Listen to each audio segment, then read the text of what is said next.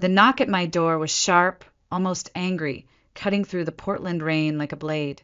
I had just set my coffee down, the steam still curling in the dim light of my corner apartment overlooking the Willamette River. When I opened the door, they stood there. Margaret, in a tailored coat that screamed silent judgment, Nathan lounging beside her with that infuriating smirk that always made me feel like an inconvenience in my own life. "Madeline," my mother said, stepping in without waiting for an invitation, her perfume sharp and invasive. "We need to talk." Nathan brushed past me too, his boots dripping muddy water onto my hardwood floor. I stood frozen for a second, the cold air from the hallway swirling around my ankles, carrying the familiar chill of obligation and guilt. They acted like they owned the place, like every piece of furniture, every square foot of space was theirs to assess and claim. Margaret's gaze flickered over my apartment with thinly veiled disdain, as if calculating what could be sold off if necessary. Nathan, meanwhile, perched himself on my kitchen counter, picking at an apple from the fruit bowl like a lazy king surveying his domain. I crossed my arms, bracing myself. "What do you want?" I asked, my voice sharper than I intended. Margaret smiled, a tight, brittle thing. "It's simple, darling. Nathan has a new business opportunity. Very promising. He just needs a little startup capital. You're doing well now." Her eyes gleamed with something that wasn't pride. It was hunger. I felt it in the air. Thick and oily, the same old expectation. Give. Sacrifice. Bleed. Nathan chuckled, tossing the apple from hand to hand.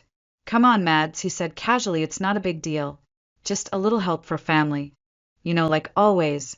I stared at them, the room closing in, the windows fogging up from the sudden surge of heat in my chest. Memories crashed into me. Birthdays where I handed over my gift money so Nathan could attend soccer camp, late nights working 2 jobs while he wrecked his car and needed another, skipped proms, missed chances, dreams postponed indefinitely because Nathan always came first. I shook my head slowly, feeling the weight of 32 years settling on my shoulders. "No," I said, quietly but firmly. Margaret blinked, genuinely surprised, as if the idea of me refusing had never once entered her calculations. Her lips tightened into a hard, bloodless line. "Don't be selfish, Madeline. This is what family does." I laughed, a hollow sound in the still air. "When have you ever done anything for me?" I asked, my voice cracking like thin ice. Margaret's face flushed, but she recovered quickly, her voice dropping into that patronizing tone I knew too well. "We raised you. We gave you everything." I took a step closer, feeling something inside me burn brighter than fear for the first time in years. "You raised me to survive you," I said, each word falling heavy between us, and I did. "Without you." Nathan scoffed from the counter, tossing the half-eaten apple into the sink. "Jesus, Mads, you think you're better than us now?" I didn't flinch. I didn't blink. "No," I said, my voice soft but steady. "I've always known I was." The silence that followed was colder than the rain. Margaret's eyes glittered with rage. "Blood is blood," she hissed. "Without us, you'd be nothing." I moved to the door, opening it wide to the dreary, wet city beyond. "Then you'll be fine without me," I said, nodding toward the hallway. For a heartbeat, nobody moved. Margaret stood frozen, her face a mask of disbelief and fury. Nathan muttered something under his breath, but followed her out, shoulders hunched against the drizzle. The door clicked shut behind them with a finality that echoed in my chest. I leaned against the door, breathing hard, the smell of rain and anger thick around me. It was over, I thought, wiping my hands on my jeans. Finally, after all these years, it was over. I couldn't have been more wrong. Monday came with a gray sky heavy enough to crush the city. I was reviewing contracts at the office when the receptionist, pale and hesitant, approached my desk. In her trembling hands was an envelope, thick and official-looking. "I'm sorry, Madeline," she whispered, eyes darting away. "You need to sign for it." A man in a dark suit waited behind her, smiling in a way that made my skin crawl. I scrawled my name mechanically, my fingers stiff and cold. He tipped an imaginary hat and left, leaving the scent of smug satisfaction in his wake. I retreated into the break room, fluorescent lights buzzing overhead like 1,000 tiny wasps, and tore open the envelope.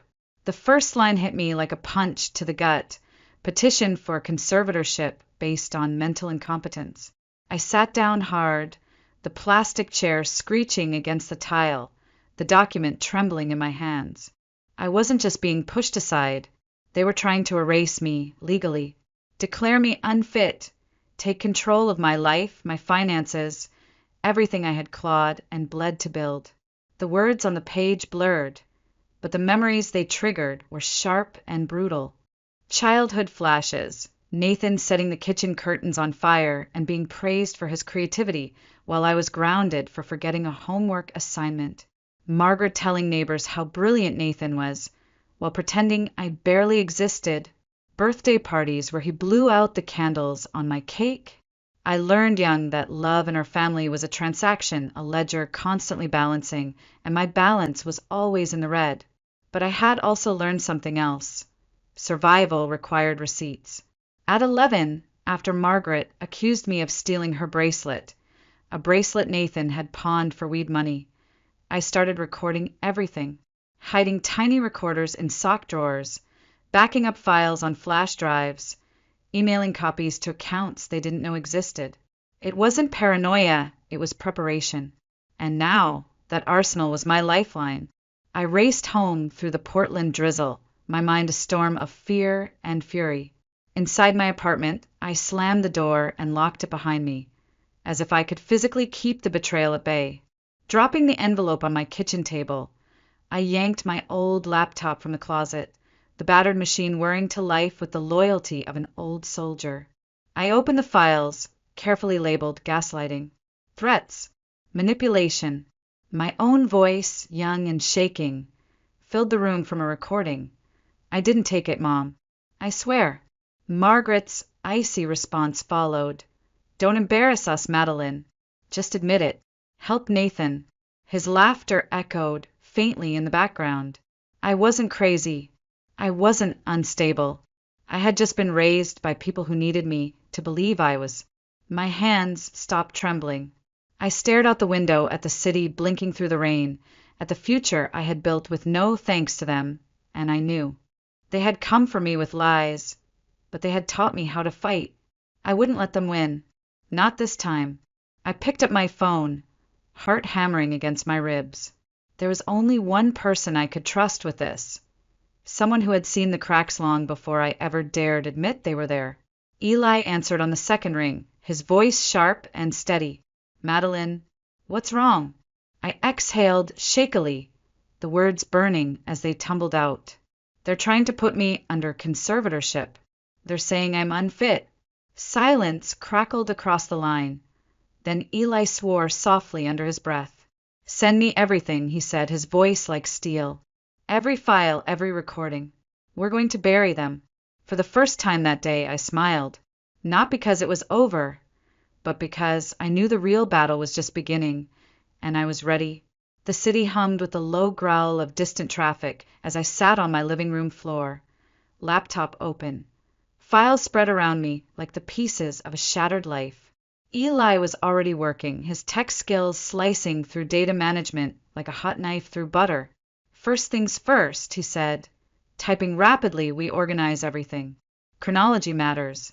He wasn't just calming me, he was building a wall between me and the storm that was coming. I pulled a battered photo album from a storage bin, one-eyed unearthed from my parents' attic years ago, mostly filled with half-forgotten Christmases and stiff, uncomfortable family portraits. Nestled between faded pictures was a Polaroid that made my breath hitch, a younger Margaret, smiling awkwardly beside a woman with my same sharp jawline, my same dark eyes. The back of the photo, written in rushed, fading ink, read, Claire. Don't tell Derek. My hands shook slightly as I stared at the name. Claire Montrose, a name I had heard only once in a hushed argument behind a closed door, a name erased from family stories like a stain scrubbed too hard.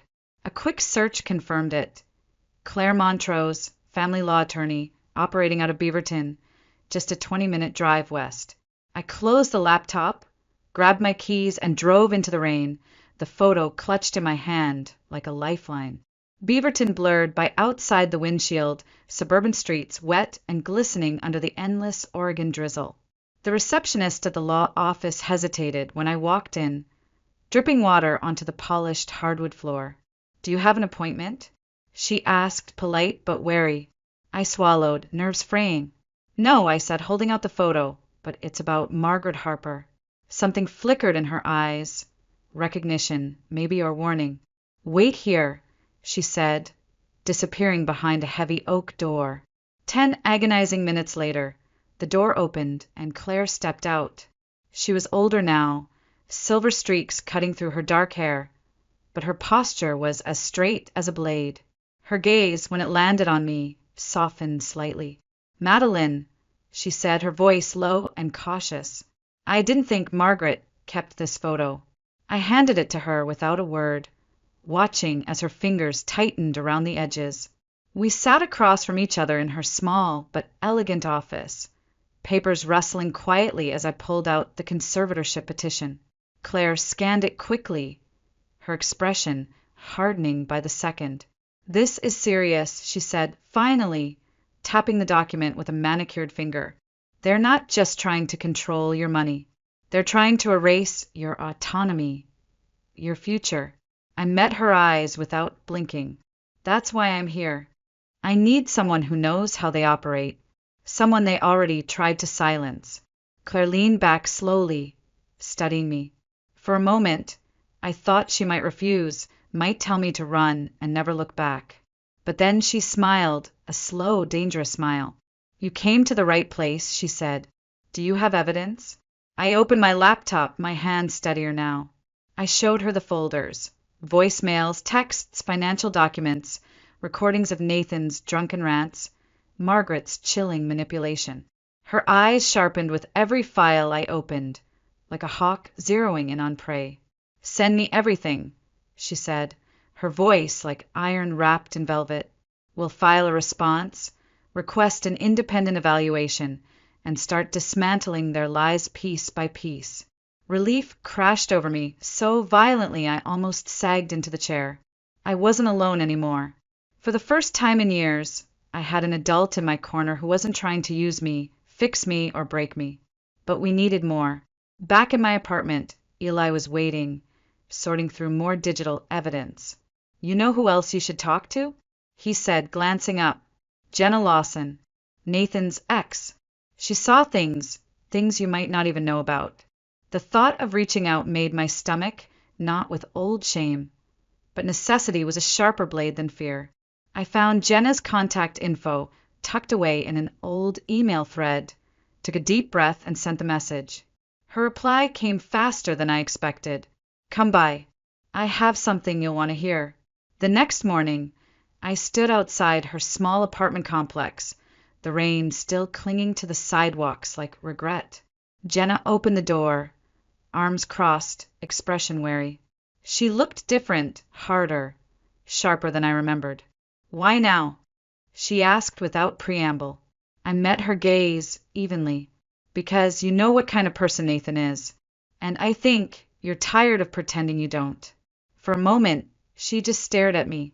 Then she stepped aside, letting me in without another word. Jenna's apartment was small, clean, and smelled faintly of lemon disinfectant. A dog barked from a back room, its nails clicking against the hardwood floors. She tossed a hoodie over a laundry pile and sat across from me, legs bouncing nervously. "I don't know why I'm doing this," she muttered, rubbing her palms against her jeans. I leaned forward, heart pounding. "Because you know the truth, and you're tired of carrying it alone." For a long moment, Jenna just stared at me, her eyes hollow with old wounds. Then she nodded. "Thanksgiving, 2 years ago, at your parents' place." She swallowed hard. "Nathan was drunk, bragging about your promotion, saying you thought you were better than everyone. Margaret was right there, egging him on." She stood abruptly, rummaging through a drawer and pulling out a battered flash drive. I had my phone on me. Baby monitor picked it up, caught the whole thing. She held it out to me like it burned. Take it. My fingers brushed hers as I grabbed the drive, its weight heavier than its size. There's more, Jenna said, voice breaking. Margaret told me you were unstable, that if Nathan needed to, he could handle you. Legally. She said they had a plan. My stomach twisted into a knot, so tight it felt like I couldn't breathe. I closed my fist around the flash drive, feeling its sharp edges bite into my skin. Did you believe her? I asked, barely above a whisper. Jenna's face crumpled slightly. No, not really. But I didn't do anything either. I left with the flash drive clutched like a weapon, the Portland rain seeping into my jacket as I ran back to my car. Back home, Eli was sprawled on the floor, sifting through files when I burst through the door. His eyes widened at the sight of me. What did you find? He asked. I plugged the flash drive into my laptop without answering, letting the recordings fill the room. Nathan's drunken voice, Margaret's cold reassurances, the toxic symphony of a family building their case against me years before they ever filed a petition. This voicemail, Eli said, pointing to a new file. Listen. I clicked it, and Margaret's voice oozed from the speakers. You're just like your aunt, always ruining everything. I blinked, ice sliding down my spine. My aunt? Eli's eyebrows knitted together. Claire, he said slowly. She exists. They lied about her. The realization was a thunderclap. If they lied about Claire, what else had they buried? We worked late into the night, sorting files, cross-referencing dates, building a digital fortress of evidence. As I sifted through an old box of documents, a battered manila envelope slipped free and fell open at my feet. Inside, a crumbling birth certificate from 1995. My name, Derek Harper, listed as my father. But clipped to it, almost forgotten, was a notarized letter in Margaret's sharp, angry handwriting, hinting that Thomas Green, a man I had never met, might actually be my biological father. The world tilted under my feet. I sank into the couch, the paper fluttering in my lap like a dead leaf. All these years, they had tied me to Derek for one reason, to claim me as part of the Harper family trust. If I wasn't legally Derek's daughter, I wasn't entitled to anything. And worse, they had no standing to file conservatorship against me. I drove back through the night, the rain a relentless drumbeat on the windshield, heading toward the place I had sworn never to return, the Harper house in Eugene. I still had a key. Margaret never thought I'd use it against her. The house was dark when I slipped inside, the smell of lemon cleaner thick and cloying. Upstairs, the attic door groaned as I pushed it open. Dust motes danced in the weak beam of my flashlight. I remembered the attic from childhood, forbidden, dangerous, filled with boring old papers Margaret said no one should touch. I found the safe behind a stack of plastic Christmas bins, exactly where I remembered. My fingers spun the dial, heart hammering in my ears. Click. It opened. Inside, yellowed tax returns, legal documents, and another envelope labeled in shaky handwriting. For Madeline. I opened it with shaking hands. Inside, a letter. Claire's handwriting. Madeline, if you're reading this, I failed you, but you're stronger than they ever believed. You deserve the truth. Tears blurred my vision as I pulled out the rest of the contents.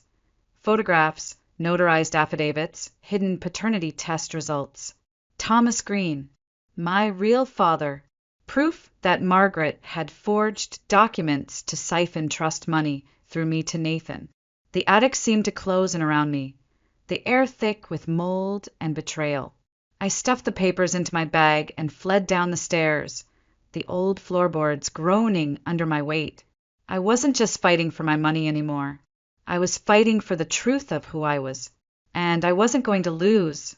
The next morning smelled like betrayal masked with lemon cleaner. I pulled into the driveway of the Harper house, my stomach twisting with a nausea that no amount of deep breathing could ease. Court-mandated mediation.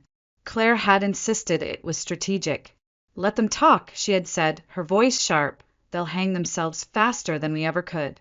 I adjusted the folder in my hands, thick with evidence, and stepped into the lion's den. Margaret greeted me at the door with a brittle smile. Madeline, she purred, you look tired.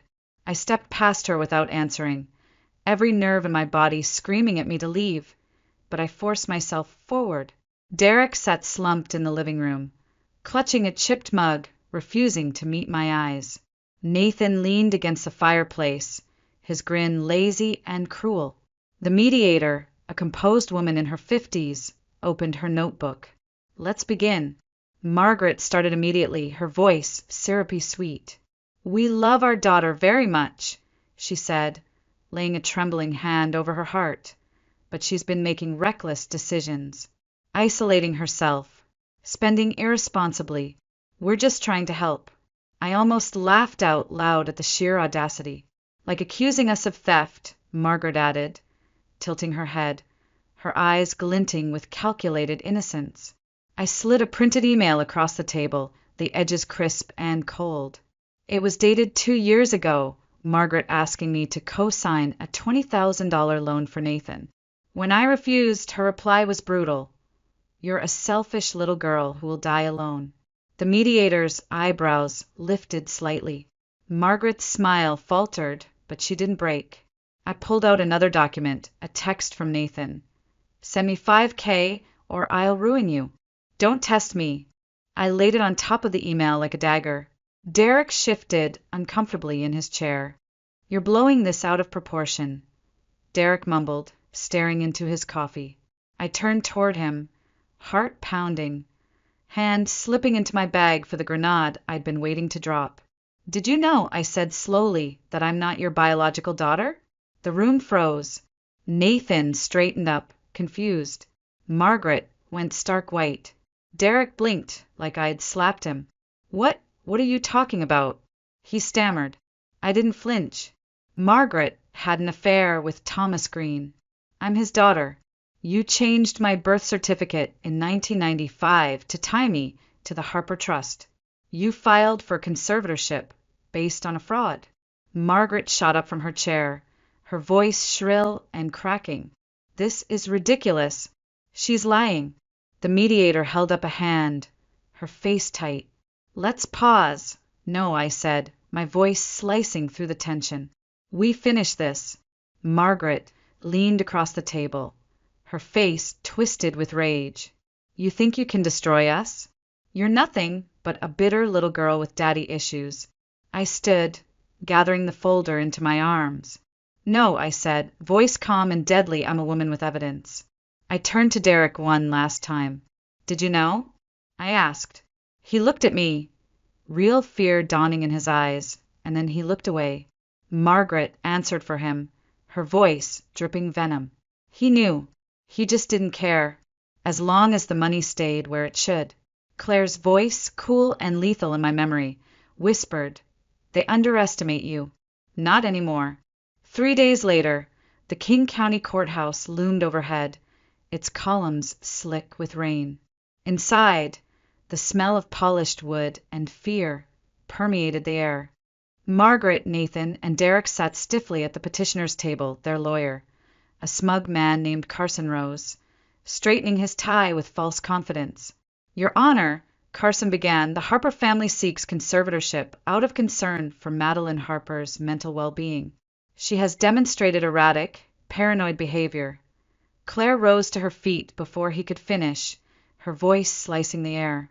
Objection, Your Honor. No medical evidence has been submitted. No history of instability. My client maintains a $125,000 annual income. No outstanding debts, no criminal record. The judge's eyes narrowed. Proceed. Carson floundered, muttering about a $2,000 couch I had purchased. Claire leaned forward smoothly. My client's income supports that purchase. The Harper family's financial struggles stem not from Madeline, but from Mr. Nathan Harper's failed ventures. A low ripple of amusement swept the courtroom. Margaret took the stand next, her face the perfect mask of maternal sorrow. We tried to help her, she said tearfully, but she pushes us away.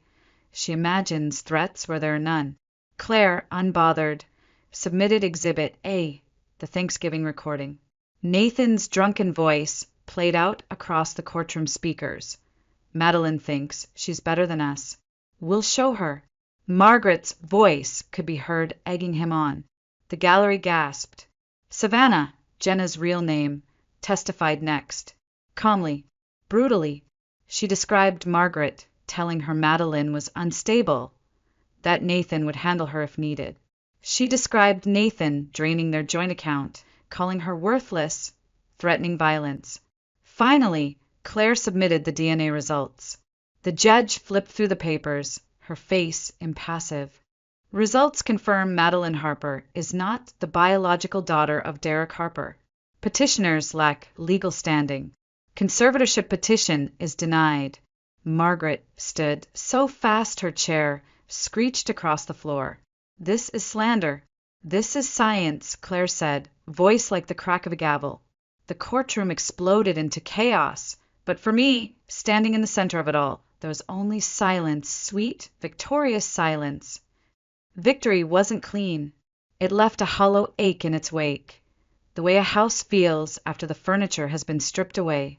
I stood on the courthouse steps, the rain misting against my skin, the judgment echoing in my ears.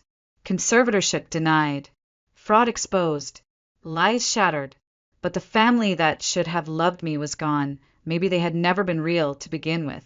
Weeks passed. Life didn't snap back into place the way I thought it would. I boxed up old photo albums, shredded letters that once meant something, donated trinkets and heirlooms that no longer held power over me. My apartment grew barer by the day, each empty space a strange kind of freedom and a strange kind of grief. Claire met me at her office one last time, a bottle of good red wine and 2 heavy glasses waiting. We signed the final papers together, severing every last legal tie binding me to the Harper name. Are you sure about letting all this go? She asked as I sealed the last box, filled with faded awards, journals too painful to reread, scraps of a life spent surviving instead of living. I looked at the pile, felt the old wounds pulse once more, and then fade. It's not who I am anymore, I said quietly. Claire smiled, a rare softness in her sharp gaze. You could write a book, you know. People would eat it up. I laughed for the first time in what felt like months. At my desk that night, the idea wouldn't leave me alone. I opened a notebook, pen hovering over the blank page. Then I wrote, "This is not about revenge. This is about reclamation." Eli leaned over my shoulder, grinning. "There's your title," he said. And maybe for the first time it really was. Some wounds don't close with time. They close when you stop letting the people who made them keep carving into you. Weeks later, in a grocery store parking lot, life threw me one last curveball. I spotted her, Margaret, sitting alone in her car, the engine idling. She looked older somehow, smaller. The lines etched around her mouth were deeper now, carved by bitterness and fear. I could have walked away. I should have, but something made me stop. She rolled down the window, rain spattering between us. Her voice cracked when she spoke. "Madeline," she said, almost a whisper, "I didn't know how to love you." Her eyes glistened with tears she might have once believed she could weaponize. I met her gaze, steady and unflinching. "You didn't keep me safe," I said softly. "You kept me small." A sob escaped her lips, sharp and ugly. "Do you hate me?" The old Madeline, the Madeline raised to swallow hurt and serve it back as silence, might have said no, might have lied to make her mother comfortable. But not this Madeline. Not anymore. "I don't hate you," I said calmly, "but I don't forgive you. Not yet." Her window rolled up slowly, like a curtain falling on a final, failed performance. I turned away, the weight sliding off my shoulders as easily as rain down a windshield. And this time I didn't look back. That night, an unknown number buzzed on my phone. No name, no message, just silence on the other end. I stared at the screen for a long moment, then blocked it, without hesitation. without anger, without fear. Earlier that day, the district attorney's office had called. Nathan was facing wire fraud charges. Margaret was under investigation for perjury. Their empires of lies were crumbling, not because I screamed the loudest, but because I had stood the longest. At my desk, I opened my notebook again. The words poured out faster this time, steady and sure. I wrote for every woman who was told she was too much, too loud, too emotional. For every child erased to make room for a brother's failures. For every survivor who was forced to carry a family's shame like a second skin. I didn't burn their empire for revenge. I burned it to reclaim the girl they tried to erase and to build a life unapologetically mine. My name is Madeline Harper, and this is only the beginning.